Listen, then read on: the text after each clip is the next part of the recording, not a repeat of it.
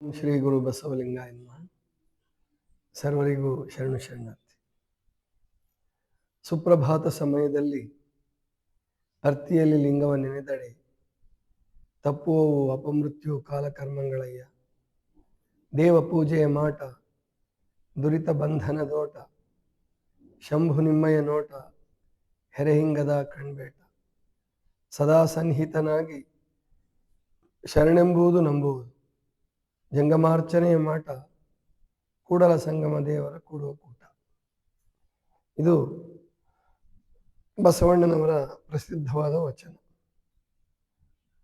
ವಚನಗಳನ್ನು ನಾವು ಕೇವಲ ಕಂಠಪಾಠ ಮಾಡಿ ಹೇಳಿ ಮುಗಿಸ್ಬಿಟ್ರೆ ಅವುಗಳ ನಿಜ ಆಶಯ ಈಡೇರೋದಿಲ್ಲ. ಒಂದು, ನಮ್ಮ ಜೀವನದಲ್ಲಿ ಪ್ರಗತಿಯೂ ಬರೋದಿಲ್ಲ.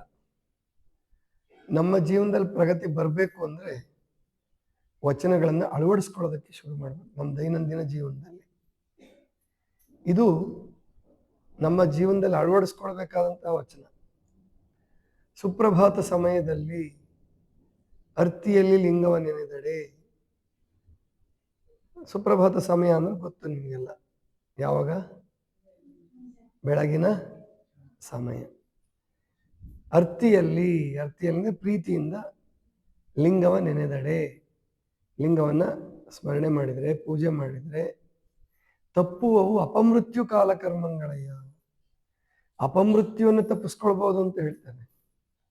ಕಾಲಕರ್ಮಗಳು ಅಂದ್ರೆ ರೋಗಗಳಿಗೆ ಕಾರಣವಾದಂತಹ ಕಂಟಕಗಳು ಅಥವಾ ದುರಭ್ಯಾಸಗಳು, ದುಶ್ಚಟಗಳು, ಈ ಎಲ್ಲವನ್ನೂ ಕೂಡ ನಾವು ತಪ್ಪಿಸ್ಕೊಳ್ಬಹುದು. ಯಾವುದರಿಂದ?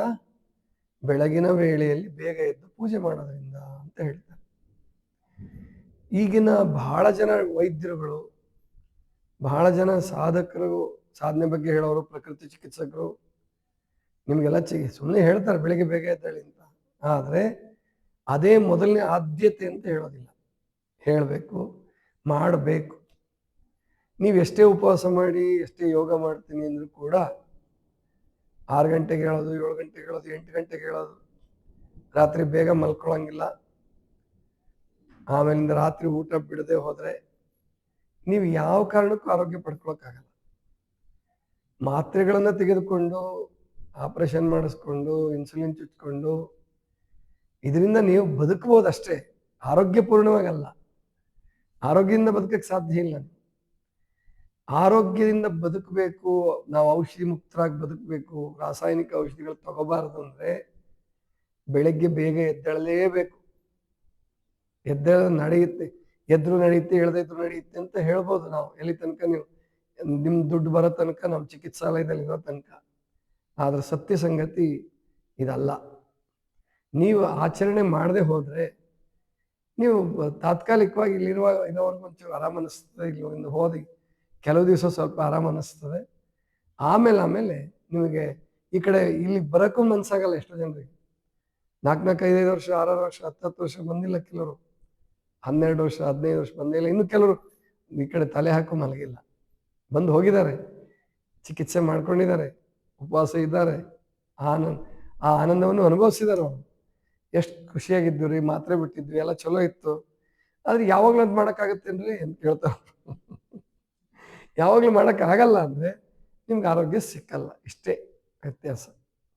ಆರೋಗ್ಯ ಬೇಕು, ಹೀಗೆ ನಡಿಲೇಬೇಕು. ಅದೇ ಭಕ್ತ ಸ್ಥಳದಲ್ಲಿ ಷಟಸ್ಥಳದ ಬಗ್ಗೆ ಹೇಳುವಾಗ ಆಚಾರವೇ ಲಿಂಗ ಅಂತ ಕರೀತಾರೆ. ಆಚಾರವೇ ಲಿಂಗ. ಲಿಂಗ ಅಂದ್ರೆ ದೇವರು. ಅಲ್ಲಿ ಆಚಾರವೇ ಲಿಂಗ ಅಂದ್ರೆ ಯಾವುದೋ ಮೂರ್ತಿ ಮಾಡಿ ಲಿಂಗ ಕೆತ್ತಿ ಅಥವಾ ಕೈಲಿಟ್ಕೊಂಡು ಅದಲ್ಲ. ನೀವು ನಡೀತಕ್ಕಂಥ ಆಚಾರವನ್ನು ಲಿಂಗ ಅಂತ ಭಾವಿಸ್ಕೋಬೇಕು. ಅದನ್ನು ಮಾಡಲೇಬೇಕು. ಮಾಡದೇ ಇದ್ರೆ ಅದೆಲ್ಲ ನಿಮಗೆ ಆನಂದ ಸಿಕ್ಕಲ್ಲ, ಆರೋಗ್ಯ ಸಿಕ್ಕಲ್ಲ. ಈಗ ಇಲ್ಲಿ ಎಷ್ಟೋ ಜನ ಬಂದಿದ್ದೀರ, ಕೆಲವರು ಹೊಸಬ್ರು, ಕೆಲವರು ಹಳಬರು ಇದ್ದಾರೆ, ಕೆಲವರು ಅನುಷ್ಠಾನ ಮಾಡೋರು ಇದ್ದಾರೆ. ಒಬ್ರಿಬ್ರು ಅನುಷ್ಠಾನ ಮಾಡ್ಕೊಂಡು ಹೋದ ವರ್ಷನೂ ಬಂದವರು, ಈ ವರ್ಷನೂ ಬಂದಿದ್ದಾರೆ. ಆಮೇಲೆ 2 ವರ್ಷದಿಂದ ಬಂದವರು ಈ ವರ್ಷ ಈಗ ಬಂದಿದ್ದಾರೆ. ಬರೀ ಬಂದವ್ರು ಬಂದ್ರೆ ನಿಮಗೆ ಜಾಗ ಸಿಕ್ಕಲ್ಲ. ಇಲ್ಲಿ ಬಂದವರು, ಅದರ ಆನಂದ ಸುಖವನ್ನು ಉಂಡವರು ಇಲ್ಲಿ ಬಂದು 10 ದಿವಸ ನಾವು ಇರ್ತೀವಿ ಅಂತ ಅಂದ್ಕೊಂಡ್ರೆ ಇಲ್ಲಿ ಜಾಗ ಸಿಕ್ಕಲ್ಲ. ಅಷ್ಟು ಜನ ಬರ್ಬೋದು. ಆದರೆ ಅವರು ಆನಂದ ಪಡೆದಿರ್ತಾರೆ. ಮುಂದೆ ಈ ಭಾವವನ್ನು, ಆ ಸೆಳೆತ ಅಲ್ಲೇನಿರ್ತದಲ್ಲ ಮನೆಯಲ್ಲಿ, ಅಂಗಡಿಯಲ್ಲಿ ಅಥವಾ ಹೋಟ್ಲುಗಳಲ್ಲಿ ಇರ್ತಕ್ಕಂಥ ಸೆಳೆತ, ಅದೇನು ಬೇಡ ಅಂತ ನಾನು ಹೇಳಲ್ಲ. ಇವತ್ತು ಚೈತ್ರ ಕೇಳ್ತಾ ಇದ್ಲು, ಏನಾದ್ರು ಒಂಚೂರು ಖಾರ ಕೊಟ್ಟರೆ ಚಲೋ ಆಗತ್ತೆ. ಅವ್ರ ಏನು ಕೇಳ್ತಾರೆ ಅಂದರೆ, ಅದೇ ರೀ ಚಕ್ಲಿ, ಕೋಡ್ಬಳೆ, ಕುರ್ಕುರೆ. ಅದು ತಿನ್ನಬಾರ್ದು ಅಂತಲ್ಲ, ಅದನ್ನ ತಿನ್ನಲಾರ್ದೆ ಬದುಕಕ್ಕಾಗಲ್ಲ. ನಾಲ್ಗೆ ಪರಮಾತ್ಮ ಕೊಟ್ಟಿದ್ದಾನೆ. ನಾಲ್ಗೆಯಲ್ಲಿರುವ ಟೇಸ್ಟ್ ಬಡ್ಸ್, ಏನಾದ್ರು ಟೇಸ್ಟ್ ಬಡ್ಸ್ಗೆ ಏನಂತಾರೆ, ರುಚಿ ಮಗ್ಗುಗಳು, ರುಚಿಗುಳ್ಳೆ ಅಂತ ಹೇಳ್ತಾರೆ. ರುಚಿಗುಳ್ಳೆ ಅನ್ನೋದಕ್ಕಿಂತ ರುಚಿ ಮಗ್ಗು ಅನ್ನೋ ಶಬ್ದ ಭಾಳ ಚೆನ್ನಾಗಿದೆ. ಟೇಸ್ಟ್ ಬಡ್ಸ್ ಅದು ಪರಮಾತ್ಮನೇ ಕೊಟ್ಟಿರೋದು. ಅವೇ ರುಚಿ ಕಂಡುಹಿಡಿಯೋದು. ಖಾರ, ಸಿಹಿ, ಉಪ್ಪು, ಹುಳಿ, ಇದೆಲ್ಲ ನಾಲ್ಗೆ ಮೇಲೆ ಗುಳ್ಳೆ ಇರ್ತಾವಲ್ಲ, ಸಣ್ಣ ಸಣ್ಣ ಗುಳ್ಳೆ ಆಗಿರ್ತಾವಲ್ಲ, ಅವು ಟೇಸ್ಟ್ ಬಡ್ಸ್ ಅಂತ ಹೇಳ್ತಾರೆ ಇಂಗ್ಲೀಷಲ್ಲಿ. ಕನ್ನಡದಲ್ಲಿ ರುಚಿಗುಳ್ಳೆಗಳು ಅಂತ ಹೇಳಿದ್ದಾರೆ. ರುಚಿಗುಳ್ಳೆಗಳಲ್ಲ ಅವು, ರುಚಿ ಮಗ್ಗುಗಳಂತ ಇಟ್ಕೊಳ್ಳೋಣ, ಚೆನ್ನಾಗಿದೆ. ಅವು ಪರಮಾತ್ಮನೇ ಕೊಟ್ಟಿರೋದು.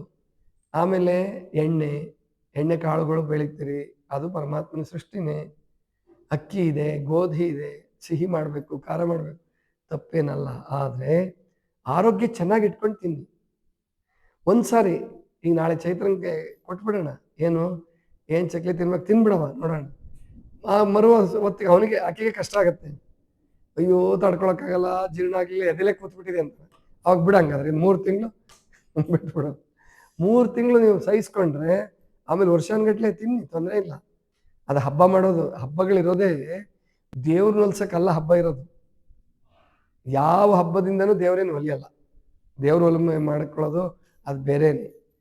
ನೀವು ಎಡೆ ಹಿಡಿಯೋದಾಗ್ಲಿ, ದೇವ್ರ ಸ್ಥಾನಕ್ಕೆ ಹೋಗೋದಾಗ್ಲಿ, ಅದು ದೇವ್ರ ಸ್ಮರಣೆಗೋಸ್ಕರ ಅಷ್ಟೇ. ದೇವ್ರು ಹೊಲಿತಾನೆ ಅಂತಲ್ಲ. ಹಬ್ಬ ಇರೋದು ಜೀವನದ ಪದ್ಧತಿಯನ್ನು ಚೇಂಜ್ ಮಾಡಿ, ಬದಲಾಯಿಸಿ, ಸ್ವಲ್ಪ ಫ್ರೆಶ್ ಆಗೋಣ, ಹೊಸತನ ಅಳವಡಿಸ್ಕೊಳ್ಳೋಣ. ಆಮೇಲೆ ಅವತ್ತಿನ ದಿವಸ ಎಲ್ಲ ಕೆಲಸವನ್ನು ಮರೆತು ಮಸ್ತಗೊಂಡು ಆನಂದವಾಗಿ ತಿಂದು ಎಲ್ಲರೂ ಕೂಡಿ ಪಟಾಕಿ ಹೊಡಿತೀರೋ, ಅಥವಾ ಹಾಡು ಹೇಳ್ತಿರೋ, ನಾಟಕ ಮಾಡ್ತಿರೋ, ಅಥವಾ ದೇವ್ರ ಪೂಜೆ ಮಾಡೋದಲ್ಲಿ ನೆಪದಲ್ಲಿ ಜಾಗರಣೆ ಮಾಡ್ತಿರೋ, ಏನು ಮಾಡ್ತಿರೋ ಒಳ್ಳೇದನ್ನ ಮಾಡಿ ಜೀವನದಲ್ಲಿ ಫ್ರೆಶ್ ಆಗಕ್ಕಷ್ಟೇ ಇವೆಲ್ಲ ಹಬ್ಬ ಇರೋದು. ಈ ಹಬ್ಬಗಳಿಂದ ಯಾವುದರಿಂದ ದೇವ್ರ ಒಲೆಯೆಲ್ಲ ಬರೆದಿಟ್ಕೊಂಡ್ಬಿಟ್ಟಿದ್ದೀನಿ. ಇನ್ನೂ ಪಟಾಕಿ ಅತಿಯಾಗಿ ಆರಿಸಿ ಕೆಲವರು ಕಣ್ಣು ಕಳ್ಕೊಬೋದು, ಕೆಲವರು ಜೀವನನೇ ಕಳ್ಕೊಬೋದು, ಕೆಲವರು ಕೈ ಕಾಲು ಕಳ್ಕೊಬೋದು, ಏನಾರು ಮಾಡ್ಕೋಬೋದೇ ಹೊರತು ದೇವ್ರ ಕೃಪೆ ಅಂತೂ ಸಿಕ್ಕಲ್ಲ. ಈಗ ರಂಜಾನ್ ಮಾಡಿದರು, ಅಲ್ಲನಿಗೋಸ್ಕರ ರಂಜಾನ್ ಮಾಡಿದ್ವಿ ಅಂತ ಹೇಳ್ತಾರೆ. ಅಲ್ಲನ ಕೃಪೆ ಖಂಡಿತ ಸಿಕ್ಕಿಲ್ಲ, ಸಿಗೋದೂ ಇಲ್ಲ. ಅಲ್ಲಿ ಜೀವನ ಬದಲಾವಣೆ ಆಯ್ತು. 1 ತಿಂಗಳು ಬೆಳಗ್ಗೆ ಸೂರ್ಯೋದಯಕ್ಕೆ ಮುಂಚೆ ತಿಂದ, ರಾತ್ರಿ ಸೂರ್ಯಾಸ್ತ ಆದ್ಮೇಲೆ ತಿಂದ, ಮಧ್ಯೆ ಏನೂ ತಿನ್ನಲಿಲ್ಲ. ದೇವ್ರ ಹೆಸರಲ್ಲಿ ಹೇಳಿದ್ರೆ ತಿನ್ನಕ್ಕೆ ಮನ್ಸಾಗಲ್ಲ. ದೇವ್ರ ಕೃಪೆ ಆಗಿರ್ತಪ್ಪ, ದೇವ್ರ ಕೃಪೆ ತಪ್ಪು ಬಿಡುತ್ತೆ ಅಂತೇಳಿ ತಿನ್ನಲ್ಲ ಅಂತ ಹಂಗೆ ಮಾಡಿದಾರೆ ಅಷ್ಟೇ ಹಬ್ಬನ.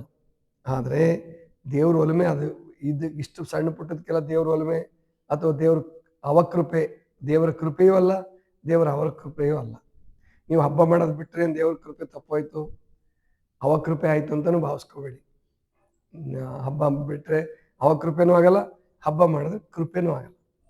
ಹಾಗಾದ್ರೆ ಹಬ್ಬ ಮಾಡೋದು ಏನಕ್ಕೆ ಅಂದರೆ, ಅದು ಇರೋದು ಇಷ್ಟಕ್ಕೆ. ಏನಕ್ಕಪ್ಪ ಅಂದರೆ ಜೀವನ ಹೊಸ ಥರ ಆಗಬೇಕು. ಧರ್ಮ ಇರೋದು ಅಷ್ಟೇ. ಧರ್ಮ ಪೂಜೆ ಮಾಡಿ, ಧ್ಯಾನ ಮಾಡಿ, ಪ್ರಾರ್ಥನೆ ಮಾಡಿ ಅಂದರೆ ಇವತ್ತೆಲ್ಲ ನೀವೇನು ಸ್ವರ್ಗಕ್ಕೆ ಹೋಗ್ಬಿಡ್ತೀರಾ? ಅದು ತಪ್ಪು ಕಲ್ಪನೆ ಇದೆ. ಅವರು ಮುಸಲ್ಮಾನರು ಹಂಗಾಗೆ ಸಾಯಕ್ಕೂ ಹಿಂಜರಿಯಲ್ಲ, ಕೊಲ್ಲಕ್ಕೂ ಹಿಂಜರಿಯಲ್ಲ. ಯಾಕೆಂದರೆ ಸಣ್ಣದರಿಂದ ಬೆಳೆಸ್ಬಿಟ್ಟಿರ್ತಾರೆ ಅವ್ರು. ಸ್ವರ್ಗ ಸಿಗುತ್ತೆ, ನೀನು ಕಾಫಿ ಕೊಂದ್ರೆ ಸ್ವರ್ಗ ಸಿಗುತ್ತೆ. ನೋ, ಯಾವ ಕಾರಣಕ್ಕೂ ಸಿಕ್ಕಲ್ಲ. ನರಕ ಅಲ್ಲ, ಅತ್ಯಂತ ಕೀಳಾದ ಬದುಕು ನಮಗೆ ಬರಬಹುದು. ಯಾಕೆ ಕೊಲೆ ಮಾಡಿದವನಿಗೆ ಎಂದೂ ಕೊಲೆ ತಪ್ಪಿದ್ದಲ್ಲ, ಅವನಿಗೆ ಎಂದೂ ಕೊಲೆಯಿಂದ ಪಾರಾಗಕ್ಕಾಗಲ್ಲ. ಆದ್ದರಿಂದ ನಾವು ತಿಳ್ಕೋಬೇಕು, ಮನುಷ್ಯ ಯಶಸ್ವಿ ಆಗಬೇಕಾದ್ರೆ ಬೆಳಗ್ಗೆ ಬೇಗ ಏಳೋದು, ಯೋಗ ಮಾಡುವಂಥದ್ದು, ಉಪವಾಸ ಮಾಡುವಂಥದ್ದು, ಬೆಳಗ್ಗೆ ಉಷಾಪಾನ, ನೀರು ಕುಡಿಯುವಂಥದ್ದು, ಇವೆಲ್ಲವೂ ಆರೋಗ್ಯದ ನಿಯಮಗಳೇ. ಅದರಲ್ಲಿ ಒಂದು ನಿಯಮವನ್ನು ಬಸವಣ್ಣವರು ಇವತ್ತು ಚೆನ್ನಾಗಿ ಹೇಳಿ, ಸುಪ್ರಭಾತ ಸಮಯದಲ್ಲಿ ಅರ್ತಿಯಲ್ಲಿ ಲಿಂಗವನ್ನು ನೆನೆದಡೆ ತಪ್ಪುವು ಅಪಮೃತ್ಯು ಕಾಲ ಕರ್ಮಗಳೆಯ. ಅಪಮೃತ್ಯುವನ್ನೇ ತಪ್ಪಿಸ್ಕೋಬೋದು, ಕಂಟಕಗಳನ್ನು ತಪ್ಪಿಸ್ಕೊಳ್ಬೋದು, ಆರೋಗ್ಯವನ್ನು ಚೆನ್ನಾಗಿಟ್ಕೋ. ಆರೋಗ್ಯದ ಪ್ರಥಮ ಸೂತ್ರ ನಾನು ಹೇಳೋದು ಇದೇನು, ಬೆಳಗ್ಗೆ ಬೇಗ ಹೇಳಿ, ಬೆಳಗ್ಗೆ ಬೇಗ ಎದ್ದೇಳಿ. ಆವಾಗ ನೀವು ಬೆಳಗ್ಗೆ ಬೇಗ ಎದ್ದರೆ ನಿಮ್ಗೊಂದು ಗಂಟೆ 2 ಗಂಟೆ ಎಕ್ಸ್ಟ್ರಾ ಸಿಕ್ತು. ಆವಾಗ ನೀವು ಬೇಕಾದಷ್ಟು ಸಾಧನೆ ಮಾಡ್ಬೋದು. ಸಾಧನೆ ಮಾಡ್ತಾ ಮಾಡ್ತಾ ಮಾಡ್ತಾ ಆಮೇಲೆ ದೇವ ಪೂಜೆಯ ಮಾಟ ದುರಿತ ಬಂಧನದೋಟ. ದೇವ ಪೂಜೆ ಯಾಕೆ ಮಾಡ್ಬೇಕಪ್ಪ ಅಂದ್ರೆ ಮೊದಲು ದೇವ್ರನ್ನ ಉಳಿಸ್ಕೊಳಕ್ಕಲ್ಲ, ದುರಿತದ ಬಂಧನಗಳು ಅಂದ್ರೆ ಅದೇ ಹೇಳಿದ ದುಶ್ಚಟ, ದುರ್ಗುಣ, ದುರ್ಭಾವ ಇವುಗಳನ್ನು ತಪ್ಪಿಸ್ಕೊಳ್ಳೋದು, ಸಂಕುಚಿತ ಮನಸ್ಸನ್ನು ಪಾರು ಮಾಡ್ಕೊಳ್ಳೋದು, ಎಲ್ಲರೂ ಪರಮಾತ್ಮನ ಮಕ್ಕಳನ್ನು ಭಾವ ಬೆಳೆಸ್ಕೊಳ್ಳೋದು, ಸಮಾಜ ಪ್ರೇಮ, ರಾಷ್ಟ್ರ ಪ್ರೇಮ ಇದು ಬೆಳೆಸ್ಕೊಳ್ಳೋದು. ದುರಿತ ಬಂಧನದ ಓಟ ಅಂದ್ರೆ ಇವೆಲ್ಲ. ಶಂಭು ನಿಮ್ಮಯ್ಯ ನೋಟ ಹೆರೆಯಿಂಗದ ಕಣ್ಬೇಟ. ಪರಮಾತ್ಮನನ್ನ ನೋಡ್ತಾ ನೋಡ್ತಾ ನೋಡ್ತಾ ಅದು ಇಷ್ಟು ಆನಂದ ಆಗ್ಬೇಕಂದ್ರೆ ನಾನು ಲಿಂಗ ಬಿಟ್ಟು ಇರ್ಲಾರೆ ಅನ್ನೋಷ್ಟು ಆನಂದ ತುಂಬಬೇಕು ಕಣ್ಣಲ್ಲಿ, ಮನಸ್ಸಿನಲ್ಲಿ. ಸದಾ ಸನ್ನಿಹಿತನಾಗಿ ಶರಣೆಂಬುದು ನಂಬುವುದು, ಜಂಗಮಾರ್ಚನೆಯ ಮಾಟ ಕೂಡಲ ಸಂಗಮ ದೇವರ ಕೂಟ. ಲಿಂಗ ಪೂಜೆ ಮಾಡೋದ್ರಿಂದ ನೀನು ವೈಯಕ್ತಿಕ ಆನಂದ ಅನುಭವಿಸ್ತೀಯಾ? ಜಂಗಮಾರ್ಚನೆ ಅಂದ್ರೆ ಸಮಾಜ ಸೇವೆ. ಜಂಗಮಾರ್ಚನೆ ಮಾಡೋದಂದ್ರೆ ಯಾರನ್ನೋ ಜಂಗಮನ ಕರ್ಕೊಂಬಂದು ದಿವಸ ಪೂಜೆ ಮಾಡೋದು ಅಲ್ಲ. ಜಂಗಮ ಹಬ್ಬಕ್ಕಷ್ಟೇ ಬರ್ತಾನೆ, ಭಿನ್ನ ತೀರಿಸೋದು ಅಂತ ಇರ್ತದೆ, ಅದರ ರೂಢಿ ಮಾಡ್ಕೊಂಡಿದ್ದಾರೆ. ಯಾವಾಗಲೂ ಗುರುಗಳನ್ನ ಕರ್ಕೊಂಬಂದು ನಮ್ಮ ಕಷ್ಟ ಸುಖಗಳನ್ನ ಹಂಚ್ಕೊಳ್ತೀವಿ, ನಮ್ಗೆ ಇದ್ದ ಕಾಣಿಕೆ ಕೊಡ್ತೀವಿ, ಎಲ್ಲ ಮಾಡ್ತೀವಿ ಸರಿ. ಆದರೆ ಜಂಗಮಾರ್ಚನೆ ಅಂದ್ರೆ ಇಲ್ಲಿ ಪರಮಾತ್ಮನ ಕೂಡುವ ಕೂಟ ಅಂದ್ರೆ ಸಮಾಜ ಸೇವೆ, ದುಡಿಯೋದು, ಕೊಡೋದು, ದಾಸೋಹ ಮಾಡೋದು ಎಲ್ಲವೂ ಸೇರ್ಕೊಳ್ಳೋದು. ಪುಣ್ಯದ ಕೆಲಸ ಏನಿದೆಯಲ್ಲ ಅದೆಲ್ಲವೂ ಜಂಗಮಾರ್ಚನೆನೇ. ಪುಣ್ಯದ ಕೆಲಸ ಎಲ್ಲವೂ ಜಂಗಮಾರ್ಚನೆ. ಅದನ್ನು ಮಾಡಿದರೆ ನಿಮ್ಮ ಜೀವನ ಸದಾ ಆನಂದವಾಗಿರುತ್ತೆ, ನಿಮ್ಮ ಜೀವನದಲ್ಲಿ ಪ್ರಗತಿ ಬರ್ತದೆ. ಅದು ಅದ್ಭುತ. ಬಸವಣ್ಣವ್ರು ಒಂದು ಕಡೆ ಹೇಳ್ತಾರೆ, ಏನು ಕಾಯಕವಿಲ್ಲದಲ್ಲಿ ಜೀವಕಳೆಯಲ್ಲಿ ಅದು, ದಾಸೋಹವಿಲ್ಲದಲ್ಲಿ ದೇವಕೃಪೆಯಲ್ಲಿ ಅದು. ಕಾಯಕ ಮಾಡಲಿಲ್ಲ ಜೀವಕಳೆ ಬರಲ್ಲ. ಸುಮ್ಮನೆ ಉಂಡುಂಡು ಕುತ್ಕೊಳ್ಳಿ, ನೀವು ಬೇಕಾದಷ್ಟು ಕೋಟ್ಯಾಧೀಶರಾಗಿರ್ರಿ, ಅವ್ರ ಮುಖದಲ್ಲಿ ಖುಷಿ ಸಿಕ್ಕಲ್ಲ. ಯಾಕೆಂದ್ರೆ ಕಾಯಕನೇ ಇಲ್ಲ, ಶ್ರಮನೇ ಇಲ್ಲ. ಶ್ರಮ ಪಡಲೇಬೇಕು, ಕಾಯಕ ಮಾಡಲೇಬೇಕು ಪ್ರತಿಯೊಬ್ಬರೂ. ಆವಾಗಲೇ ನಿಮಗೆ ಜೀವ ಕಳೆ. ಕಾಯಕ ಮಾಡೋದ್ರಿಂದ ಮುಖದಲ್ಲಿ ಕಳೆ ಬರ್ತದೆ, ಜೀವಶಕ್ತಿ ಹೆಚ್ಚಾಗುತ್ತೆ, ಜೀವ ಕಳೆ ಬರ್ತದೆ. ದಾಸೋಹ ಮಾಡೋದ್ರಿಂದ ದೈವಿ ಕೃಪೆ ಸಿಕ್ಕತ್ತೆ. ದಾಸೋಹ ಮಾಡದೇ ಇದ್ರೆ ದೈವಿ ಕೃಪೆ ಸಿಗಲ್ಲ, ಯಾರಿಗೂ ಸಿಕ್ಕಲ್ಲ. ಅದಕ್ಕೆ ಎಷ್ಟೋ ಜನ ದೊಡ್ಡವರು ಬಸವ ಭಕ್ತರು ಅನಿಸ್ಕೊಂಡವರು ದಾಸೋಹದಿಂದ ದೂರ ಆಗ್ತಿದ್ದಾರೆ. ಬರೀ ಯಾವುದೋ ಒಂದು ಕಾರ್ಯಕ್ರಮಕ್ಕೆ ಹೆಸರಿಗೋಸ್ಕರ ದುಡ್ಡು ಕೊಟ್ಬಿಟ್ಟು ಹೆಸರು ಬರೆಸ್ಬಿಟ್ರೆ ನಮ್ಮ ದಾಸೋಹ ಆಯ್ತು. ನೋ, ಅದಲ್ಲ. ಹಸಿದವರಿಗೆ ಉಣಿಸ್ಬೇಕು. ಅದು ಧನ ಕೊಟ್ಟಿದ್ರಿಂದ ಪುಣ್ಯ ಬರಬಹುದು, ಆದ್ರೆ ಈಗ ನಿಮಗೆ ಖುಷಿ ಸಿಕ್ಕಲ್ಲ. ಅದು ಹೆಸರಿಗೋಸ್ಕರನೋ ಕೀರ್ತಿಗೋಸ್ಕರನೋ ಕೊಟ್ಟು ಅಥವಾ ಬೋರ್ಡ್ ಬರ್ಸ್ಕೊಂಡು ನಾನು ಕೊಟ್ಟಿದ್ದೀನಿ ಅಂತ ಅಹಂಕಾರ ತೋರಿಸ್ಕೊಂಡ್ರೆ ಆ ದೈವಿಕ ಕೃಪೆನೂ ಸಿಕ್ಕಲ್ಲ. ಅದರಿಂದ ಗರ್ವದಿಂದ ಮಾಡುವ ಭಕ್ತಿ ದ್ರವ್ಯದ ಕೇಡು ಅಂತ ಹೇಳ್ತಾರೆ ಲಕ್ಕಮ್ಮ ತಾಯಿ. ಆದ್ರಿಂದ ನಾವೆಲ್ಲರೂ ತಿಳ್ಕೋಬೇಕು ಏನಂದ್ರೆ ದಾಸೋಹ ಕಾಯಕ, ಕಾಯಕ ದಾಸೋಹ ಇದೇ ಪರಮಾತ್ಮನ ಒಲಿಸುವ ಮಾರ್ಗ. ಅದರ ಅರ್ಥ ಕಾಯಕ ದಾಸೋಹ ಮೆಚ್ಕೊಂಡ್ಬಿಟ್ಟು ಪೂಜೆ ಬಿಟ್ಬಿಡ್ಬಾರದು. ಪೂಜೆ ಬಿಟ್ಬಿಟ್ರೆ ಅದು ಕಮ್ಯುನಿಸಮ್, ಅದರಿಂದ ಏನು ಪ್ರಯೋಜನ ಇಲ್ಲ. ಪೂಜೆನೂ ಇರಬೇಕು, ಕಾಯಕ ದಾಸೋಹನೂ ಇರಬೇಕು. ಇದು ಬಸವಣ್ಣನವರ ಸಮಗ್ರ ಧರ್ಮ, ಸಂಪೂರ್ಣ ಧರ್ಮ. ಇದಿಷ್ಟು ಇವತ್ತಿನ ಚಿಂತನ. ಸರ್ವರಿಗೂ ಶರಣ ಶರಣ.